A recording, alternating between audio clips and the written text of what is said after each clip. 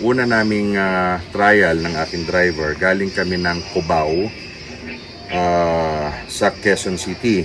No? Nagpa-tint kami noon. Papalitan natin yung tint na nilagay sa kasa. Although pwede na rin, yun nga lang mas gusto ko ng better quality at nang hindi masyadong mahirapan ng ating aircon pag mainit, at syempre mas maliwanag ang visibility sa gabi pag maganda ang quality.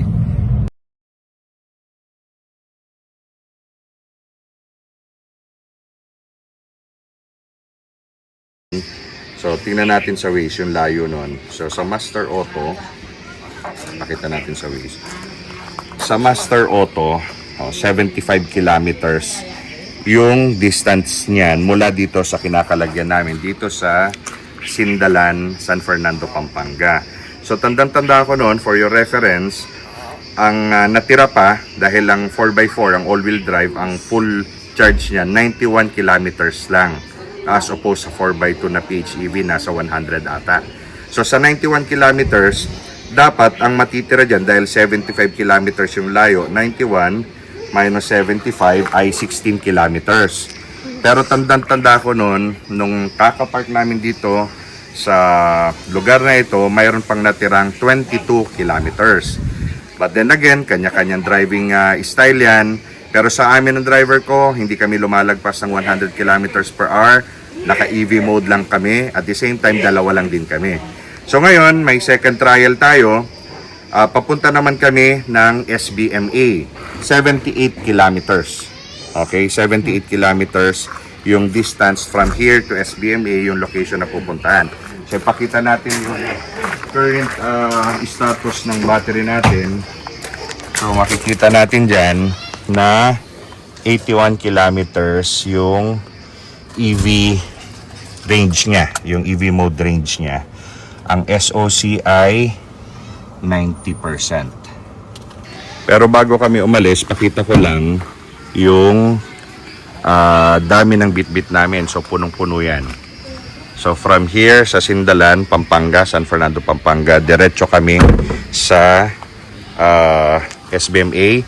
At hindi ko na ipapakita yung loob, pero 5 kaming nakasakay kasama yung driver. 3 sa likod, yung driver at saka ako plus yung baby namin.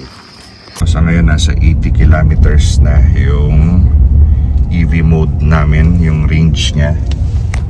So ayan.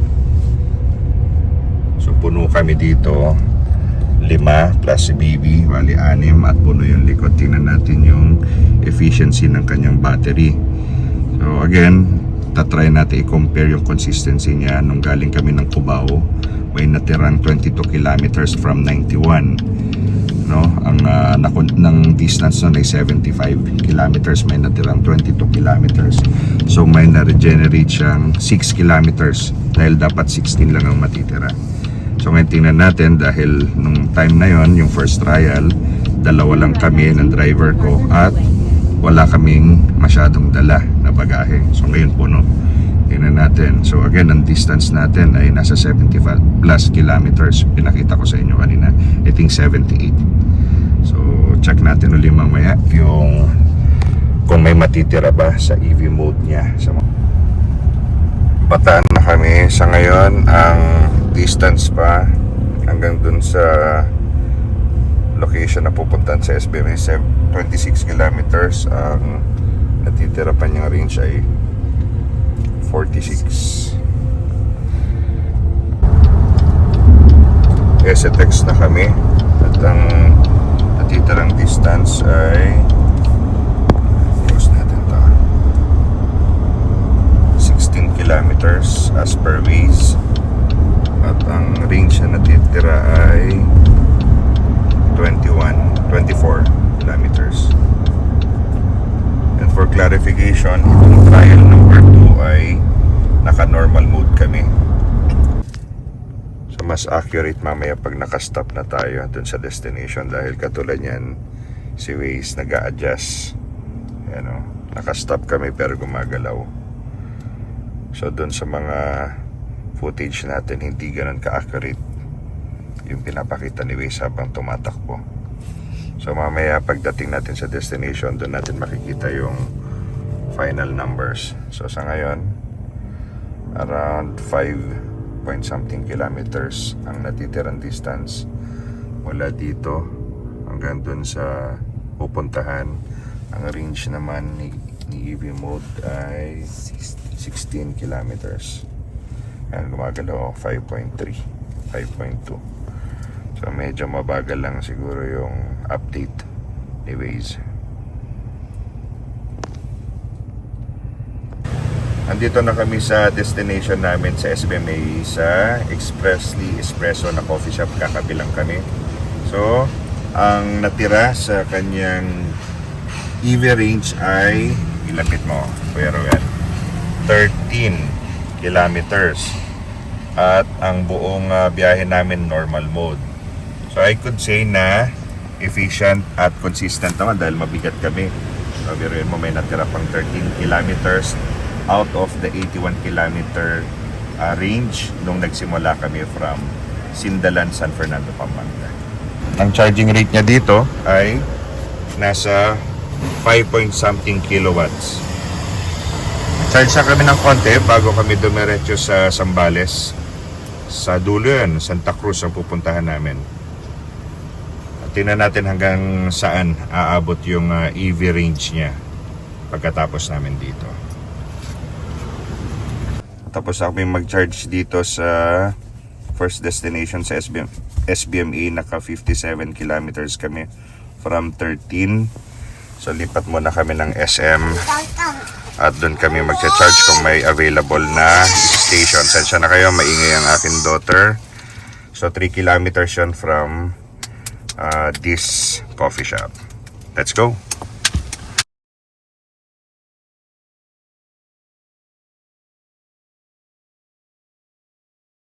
So guys, recap tayo. 3 trips yung ginawa natin. Check natin yung efficiency ng battery consumption ni Haval H7. The all-wheel drive variant, ito yung PHEV, ito yung top of the line ng H7 series. So naka 3 trips tayo, nilista ko dito para makita natin yung actual numbers based on my real-world experience. So 3 trips yan, isi-share ko sa inyo yung figures. Pero bago ko simulan ito, bigyan ko lang kayo ng context doon sa nangyaring trips, no? Sa trip 1, dalawa lang kami ng driver ko. Walang masyadong dala ng mga bagahe. So dalawa lang kami, saktong drive lang. So ang ginamit namin doon ay eco mode lang.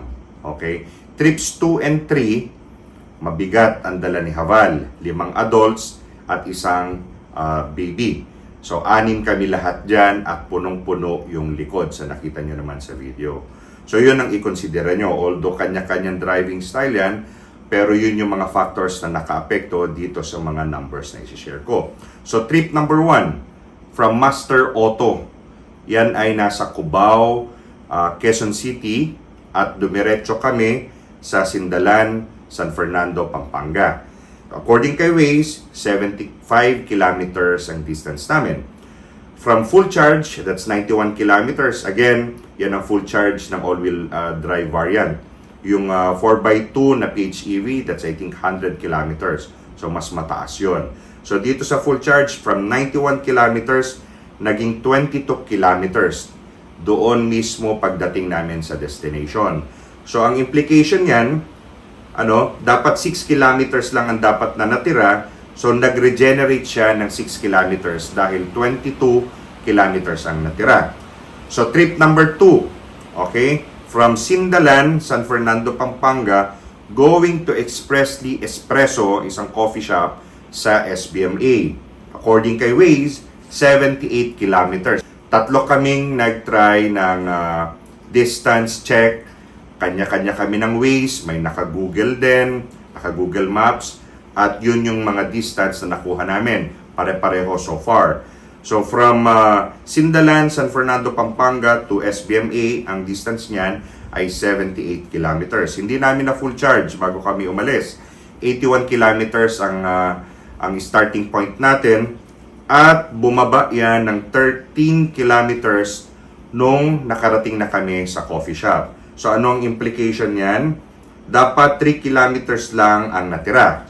Pero sa case na to, 13. So may na-regenerate siyang 10 kilometers. Again, ulitin ko, puno ang sakay ng Haval H7 sa trips 2 and 3. Now, from there, nag-charge kami, nakita nyo naman, lumipat kami ng SM Central Olongapo City. At doon nakapag full charge uli kami. So, naging 91 kilometers.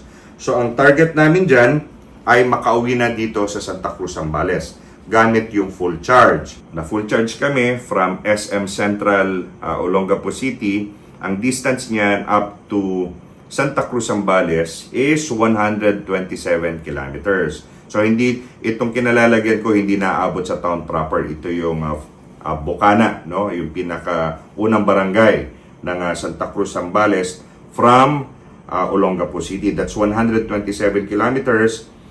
And nag-kick in yung engine ni Haval nung nasa town na kami ng Palawig, Zambales. So that's 2 towns away from Santa Cruz, Zambales. So nasa around 90 kilometers ang distance niyan from SM Central Olongapo to Palawig. So pretty accurate yung numbers diyan.